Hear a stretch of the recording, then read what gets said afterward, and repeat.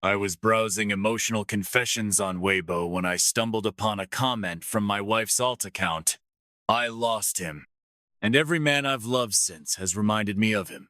Her ex-boyfriend had returned to China with his 5-year-old daughter, and she dropped me without hesitation. It was only later that I found out even the birthday gifts she gave me each year were just leftovers from him. I asked for a divorce. She frowned. I never saw you as a substitute. You're the only one I'd ever call my husband. I smiled. But I don't want to be the one picking up what someone else threw away. I never expected to find my wife's confession in the comments section of a random Weibo post. Ever since I lost him, every guy I've dated was tall, skinny, wore glasses, and had crescent moon eyes when he smiled, she wrote. The day before my wedding, I called him. If he'd said he still loved me, I would have run. But there's no going back now. His daughter's almost old enough for kindergarten. Aside from the flood of comments mourning their tragic love story, someone asked, "Your first love has a kid that age you must be married to, right? Still not over him after all these years? You're not planning to cheat on your husband, are you?" My fingers paused for a second before I kept scrolling. Jessica replied, "I'm trying my best to love him." I had no idea what trying meant to her. But in our 4th year of marriage, Jessica, who'd never so much as boiled water, cooked me an entire feast. She nestled in my arms and whispered sweetly, "Honey, I'll celebrate your birthday with you every year from now on. Let's have a baby, just the 3 of us living happily together." The next day, Jason Smith returned to China. Jessica Miller never came home that night. Jason had been forced back after his wealthy wife passed away. His stepchildren divided the inheritance and ruthlessly kicked him out. Even the 5-year-old girl was sent back with him. The diamond cufflinks Jessica gave me for my birthday were still on my wrist when she showed up, supporting Jason. Our eyes met unexpectedly.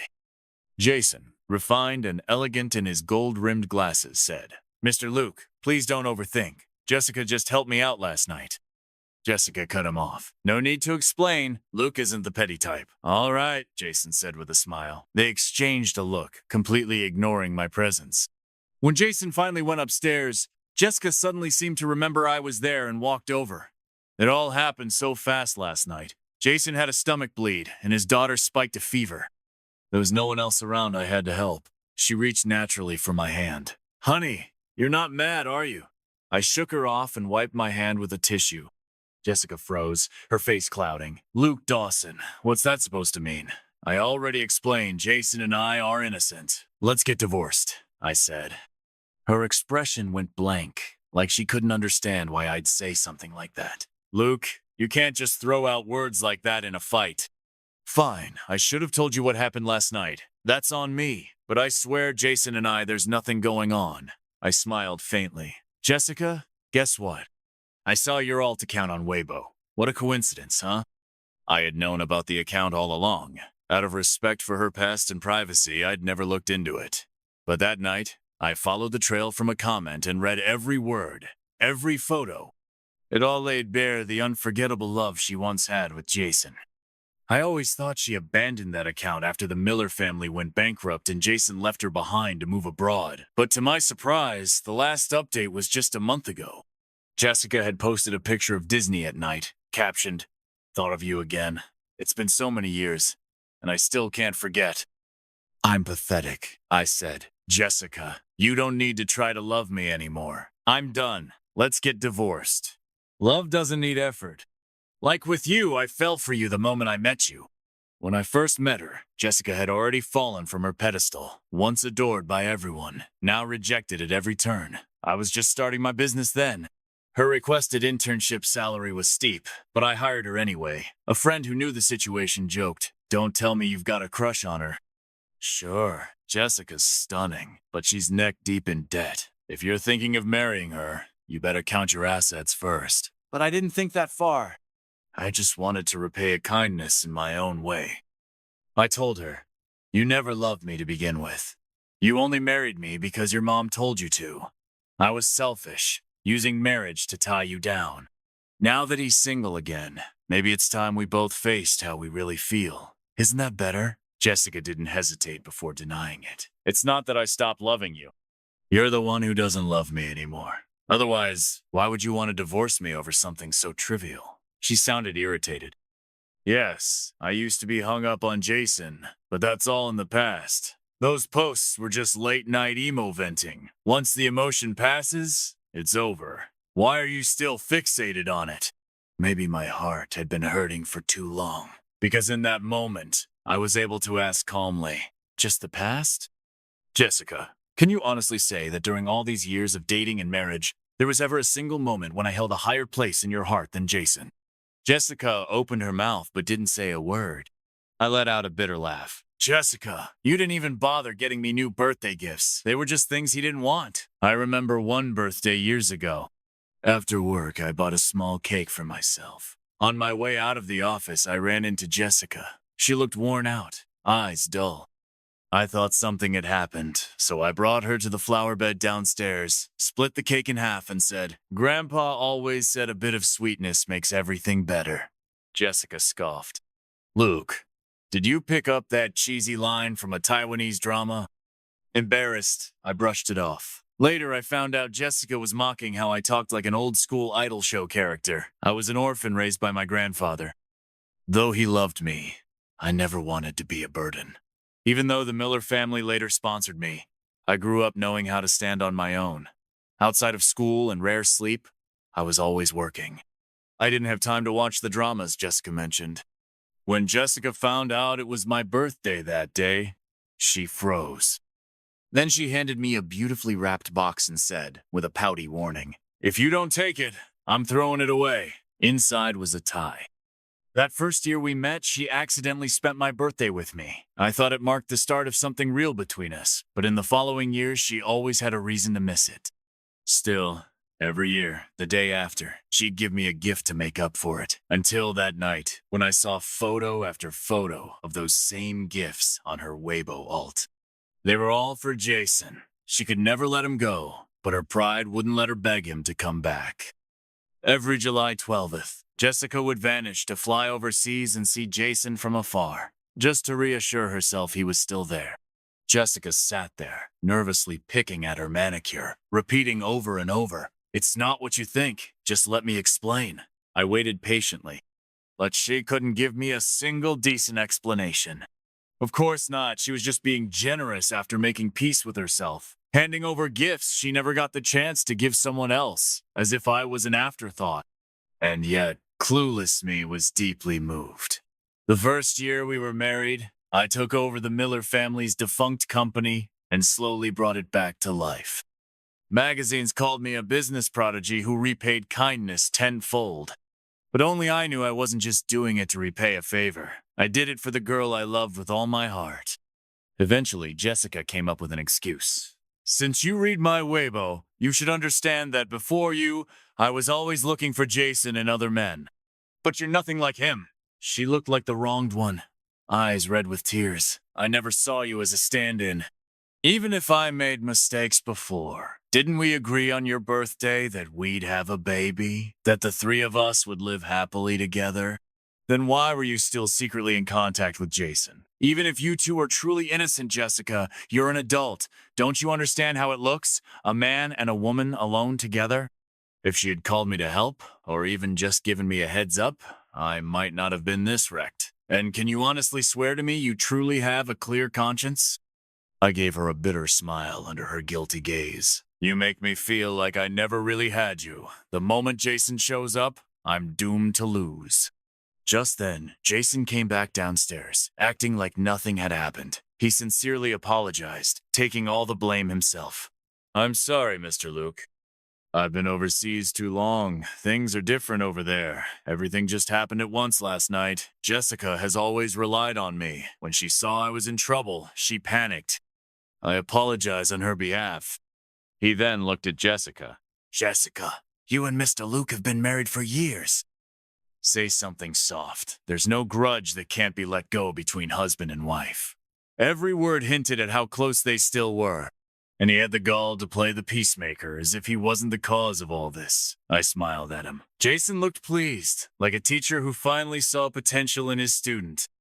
The next second, I punched him in the face. "Jason!" Jessica gasped, rushing to check on him and screaming at me. "What is wrong with you?" His left cheek swelled instantly. His eyes were full of rage, but the moment he looked at Jessica, he switched to hurt and magnanimous. "Jessica, don't blame Luke. Just let him get it out of his system," he sighed. I flexed my wrist, completely unfazed. "Don't tell me Westerners make a habit of clinging to married women, Jason. Save that flirt for sympathy act for the rich widow you hooked up with." That crap doesn't work on me. At the word rich widow, a flicker of darkness flashed in Jason's eyes. Jessica still tried to defend him. "I know you hate Jason, but why smear him like that?" She bit her lip. "I met Kristen. She and Jason really loved each other." "It wasn't as dirty as you're making it sound," she added. "If you have a problem, take it out on me. She's gone now. Don't speak about the dead like that." I couldn't be bothered to argue anymore and left. After handling some things at work, I came home late. The moment I turned on the lights, I saw Jessica sitting on the couch, eyes red and puffy from crying. For the first time ever, I didn't rush to comfort her. My feet felt rooted to the ground. Silence filled the room until Jessica finally spoke. "I won't agree to a divorce," she said quietly, head bowed. "I was wrong before, but on your birthday, I'd really made up my mind. It's just I lost control when I saw Jason. It's a bad habit. I really have no feelings for him anymore. I just want a peaceful life. Luke, I know how much you love me. You brought the Miller Company back to life. You even remember my period better than I do. All these years, when I didn't want a child, you never once forced me." She finally looked up, eyes once again brimming with tears. "I won't get divorced. You're the only one I see as my husband. And don't forget, you promised my mom you'd take care of me for the rest of my life. Luke, are you going back on your word?" I fled. Responsibility, love, pride, all those tangled, suffocating things overwhelmed me. Before I realized it, I was in the car, heading for the hospital. Grandpa had been living there since he got sick. When he saw me, he called out a stranger's name and said he was hungry. While the nurse updated me on his condition, he suddenly came back to himself. "Luke," he said. I turned around. His eyes were full of warmth. "You came to see me. Why are you alone? Where's Jessica?" I couldn't speak. Grandpa didn't seem to notice and asked me to wheel him outside for some sun. The lakeside air was fresh, and I slowly began to calm down. That's when Grandpa said, "You've always loved Jessica so much. You two have to make it work. Luke, don't bottle everything up. Fight for your happiness." I was stunned. His aged, bark-like hand held mine rough but warm. "Jessica's just a little spoiled. Last time you were on a business trip, she came to see me by herself.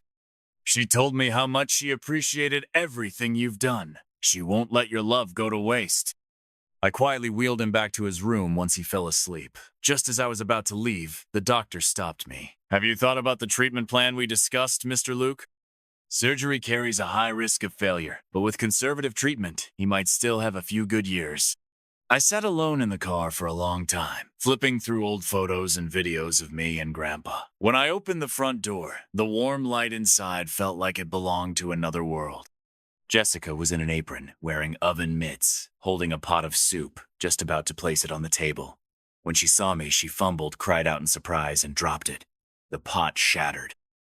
The smell of chicken soup filled the room. I instinctively ran to get the first aid kit and grabbed her hand to check for burns. Jessica lowered her head and mumbled, "Sorry, Luke, I'm such a klutz." Lips tight, I bandaged her burn. Afterward, I finally let out a long breath. Jessica softened her voice. "I'll learn to be a good wife. Grandpa said all you've ever wanted was a warm, loving home. You're a princess, born with a silver spoon. Even if you married me, you shouldn't have to do all this. We can hire help." She reached out with her unburned hand, fingers interlocking with mine. She looked into my eyes. "Luke, just trust me one last time, okay? Let's try, really try. Maybe we'll have a baby soon. This time, let's be good parents. Let's give our child a happy home, please?" I'll admit, in that moment, I softened again. After loving Jessica for so many years, I couldn't just walk away that easily. Besides, I'd made a promise to her mother. A few months after Jessica joined my startup, she belatedly noticed her salary was 3% higher than her colleagues. She came to me with her payslip, demanding an explanation. Under pressure, I told her the truth that I had once received financial aid from the Miller Family Scholarship Foundation. Her expression turned complicated. Most people would just kick someone when they're down. Never thought someone like you would help me. What a sucker, huh? Sometime later, she told me mysteriously she wanted to take me somewhere. I didn't realize until we arrived that it was to visit her mother in a nursing home. After the bankruptcy, Mr. Miller couldn't handle the pressure and took his own life. Mrs. Miller sank into depression and her health gradually failed. Jessica was paying hefty nursing home fees and living on the edge. The once glamorous heiress had fallen into the dust. I didn't know what to say, so I quietly paid her mother's expenses for a year. When Jessica found out, she slapped an envelope of cash onto my desk. "Luke, I brought you to see my mom because I needed someone there with me, not because I saw you as a charity case." I awkwardly tried to explain I was just trying to repay the Miller family's kindness in my own way. Jessica stared at me for a long moment, then suddenly laughed. "Luke, don't tell me you're falling for me." Naturally, we grew closer and closer. Later, when Mrs. Miller's illness worsened, she solemnly entrusted Jessica to me. On the day of the funeral, Jessica didn't cry, didn't speak. But deep into the night, she threw herself into my arms, sobbing like her heart would break. She said, "Luke, you're all I have left." At that moment, I knew I'd be willing to give everything for a girl named Jessica. Right now, she was staring at me, waiting for my answer. After a long pause, I nodded. Miller Corp was negotiating an important deal. If it went through, the company would be back on its feet. Whether Luke was still there or not, everything would move forward. I said, "Until that deal is signed, let's give each other one last chance. If Jessica and I were destined to break in the end, then at least I'd have repaid the Miller family's debt. But if during this time she truly proved her love for me, I'd be willing to forgive her one last time." And for nearly half a month, she really did it. Her world revolved around me. If we ignored everything that had happened, it felt like we were back in the sweet early days of dating. Another week passed. As soon as I walked into the office, I noticed my employees exchanging strange looks. I pushed open the door to my office and found it in chaos like a hurricane had blown through. My assistant was pale. "Luke, Mr. Luke, I messaged you." Miss Jessica brought a little girl into play, and then, from Jessica's office came the sound of laughter. I held onto my last shred of self-control. When the office door opened, I saw Jessica, Jason, and a little girl using my documents as paper airplanes, all laughing happily. Jessica caught my eye, a flash of guilt crossing her face. "Luke, I already called someone up. Your office will be back to normal soon." I was livid. "Jessica, have you lost your mind? There are important files in my office, and you let a little girl run wild in there?" Guilty. She still tried to defend herself. "Emily's only 5. She doesn't know any better. And what if she folded an important contract into an airplane? Do you even realize how serious that would be?" Over the years, I'd spoiled her. Even when I signed her up for MBA courses and brought her into the company, trying to teach her business step by step, she'd show no interest in learning. Even now, she couldn't grasp the seriousness of letting someone wander into the CEO's office. Jason gave that familiar smile and, as always, apologized first. "It's all my fault. Our nanny took the day off, so I had to bring Emily. Work got hectic, and I lost track of her. I'm really sorry, Mr. Luke." But something he said caught my attention. "You said work?" Jason grinned smugly and flipped the nameplate on his desk. It read, "Jason, Executive Vice President." I turned to Jessica. "Are you insane? You let him become EVP without even asking me?" Jessica tried to explain. "Jason graduated from a top university overseas. He's qualified. He just got back to China and couldn't find a suitable job. We've been busy lately, so I thought he could help you." I cut her off. "You know exactly how critical this time is. Even if he were your blood relative, we'd still need to vet him as a potential corporate spy. Any executive-level appointment made without my approval is invalid." With everyone watching, Jessica flushed with embarrassment from my rebuke. "Luke, does everything have to go through you? Have you forgotten that I hold 7% of Miller shares? I'm Carlos Miller's daughter. What, are you planning to rename the company Dawson Corp. now?" Her words cut to the bone. All these years, I'd only taken my fair share of dividends and salary. Miller Corp., as per our prenup, was in her name. entirely and legally. Jessica immediately regretted what she said. Luke, I didn't mean that. No need to explain. Jason's daughter sensed the tension and burst into tears. The noise gave me a headache. If you're really sorry, tell him to get the hell out. Jessica frowned. You can't even tolerate a single dad bringing his kid to work? Or do you still think I brought Jason in because I want something with him? You keep saying you didn't mean anything by it, but everything you do screams otherwise. So I'm asking, even if it's just for Miller Corp, you're insisting on keeping him here as EVP? Jessica got mad too. So what if I am? This is my company. I make the calls. Fine, I said with a furious laugh. If he stays, I go. Jessica stared at me in disbelief. Luke, are you threatening me? Go ahead then. I don't believe Miller Corp can't survive without you. I went back to my office and began packing my personal things. My assistant followed, trying to talk me down. This isn't about pride, I said. I'm just exhausted. Countless nights turned into dawns while I worked at my desk. My medical reports were full of red flags. I gave everything for Jessica, for Miller Corp, for love, for gratitude. My work was studied as a business case. And all I got in return was, Miller Corp will be just fine without you. Jessica chased me into the underground parking lot and blocked my way. Do you really have to be this petty? I didn't say a word. She glared at me and snapped, Don't regret this. She stormed off, and just as she did, someone else arrived. Jason. He looked at me like the victor. Mr. Luke, sometimes seeing the truth sooner is a blessing. His gaze swept over me with smug disdain. After all, Jessica and I were from the same world. The long-paused divorce was back on the table. I had made up my mind to leave Miller Corp, and with that, the promise I once made could finally be broken. I moved out of the house Jessica and I once shared. Several headhunters reached out after hearing the news, offering me new opportunities, but I just wanted to rest. I was exhausted. Jessica must have seen the divorce papers I left on the table. She started blowing up my phone and even reached out to our mutual friends, trying to find out where I was staying. Fed up, I blocked her. One evening, just after a run, I got a sudden call from the hospital. I rushed over, still gasping for breath, only to find that Grandpa had already been moved into the ICU. I was at a complete loss. In that moment, I, a grown man, couldn't hold back the tears. Though I've always been a staunch materialist, I silently prayed to all the gods I didn't believe in, begging them to keep Grandpa safe. I couldn't lose him, but fate was cruel. He came to briefly, while the nurse nearby wore a look of sorrow I'd seen before back when Mrs. Miller entrusted Jessica to me. Grandpa held my hand and rambled softly. I nodded, choking back sobs. Suddenly, his eyes became urgent as he looked around. Where's Jessica? Where's my granddaughter-in-law? I want to say a few words to her. I scrambled to unblock her and dialed her number. The call connected after a few seconds.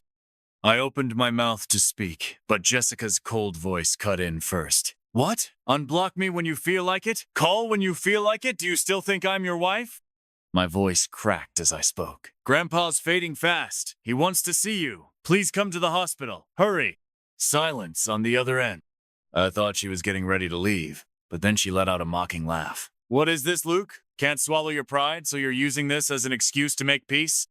I heard a little girl's laughter in the background, and then Jason calling her to come eat. Jessica answered him while I quickly spoke before she could hang up. I'm not lying, Jessica. I can video call you right now if you want. I'm begging you, Grandpa doesn't have much time. Please come. Her tone finally turned serious. I'm coming now.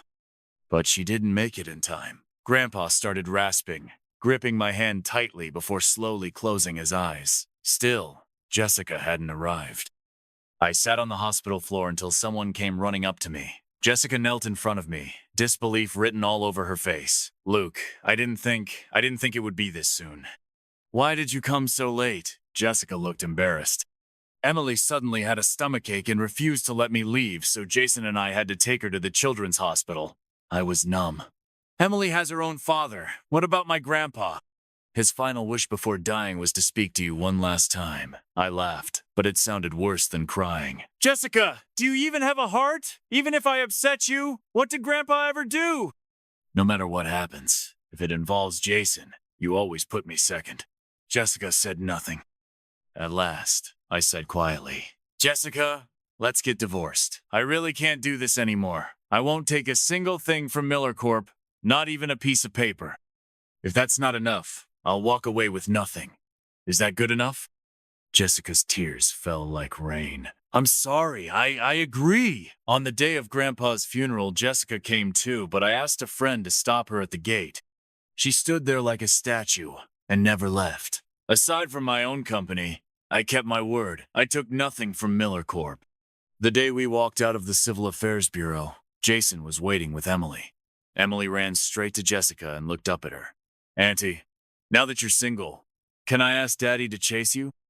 I want you to be my new mommy. Jessica glanced at me, then slowly but firmly pushed Emily away. Jason hesitated. Jessica, you... Jessica's voice was steady. I'm sorry, Jason. It's too late now. A lot of things can't be undone, but I've really thought it through. There's no going back for us. The person I truly love is Luke. I could feel her gaze on me again, but I gave no reaction. Her voice dropped with disappointment. I recommended you to a headhunter for an executive VP position.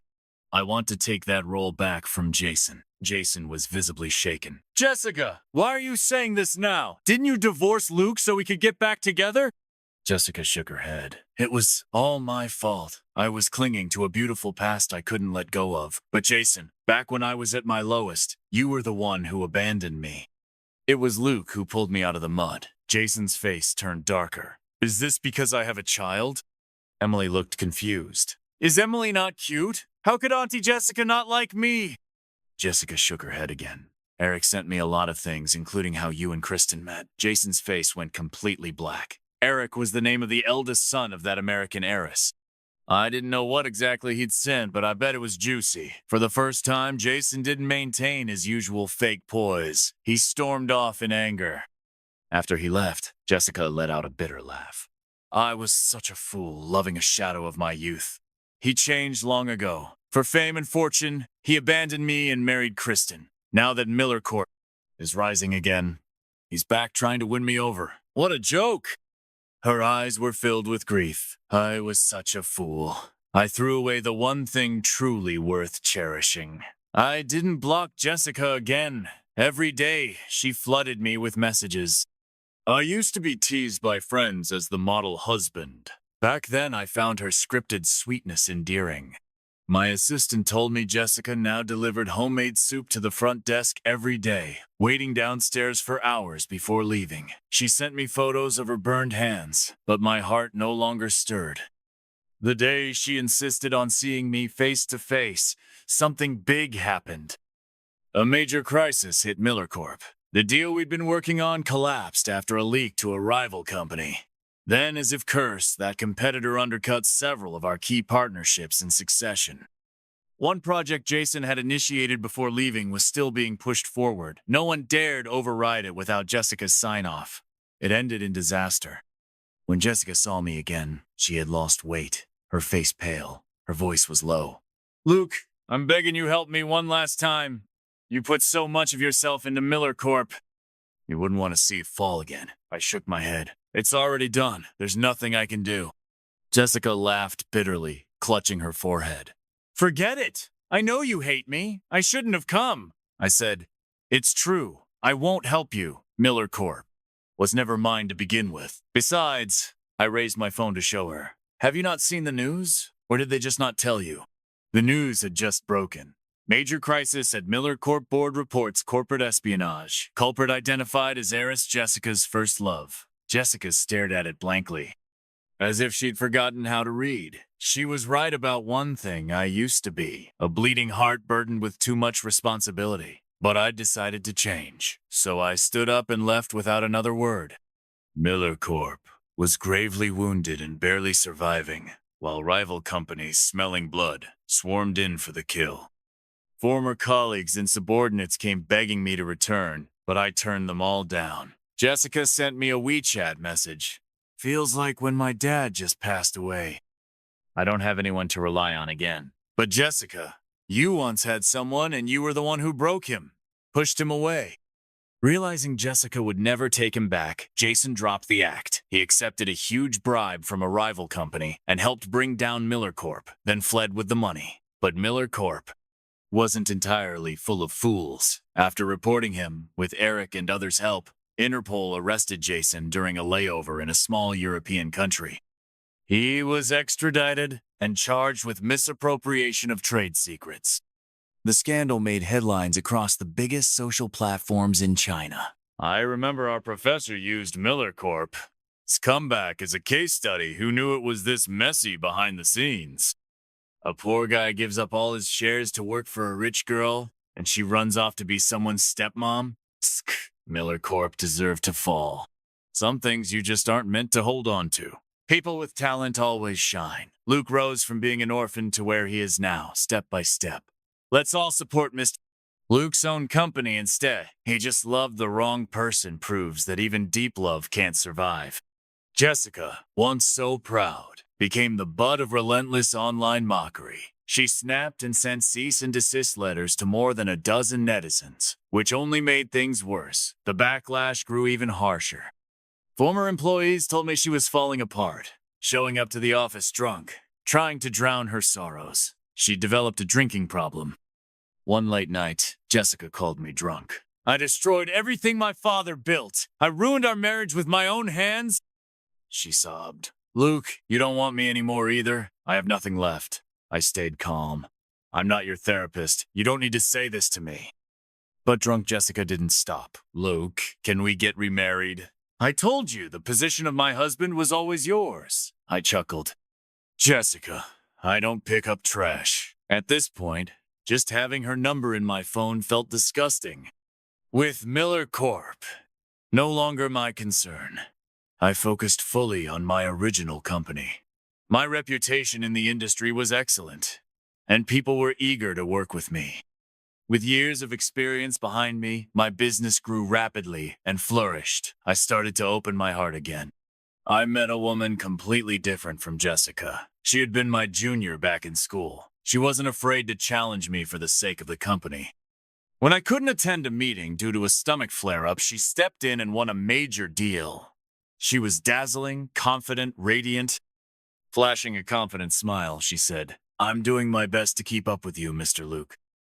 I was never meant to be a delicate flower in a glass house. I want to stand tall beside you, shoulder to shoulder, weathering every storm. 3 years later, I remarried. The day before the wedding, while catching up with an old friend, I heard about Jessica again. For the sake of reviving Miller Corp, she married a rich man in his 50s. He had 3 sons and a daughter. This time, she really did become a stepmom. But his children were no angels.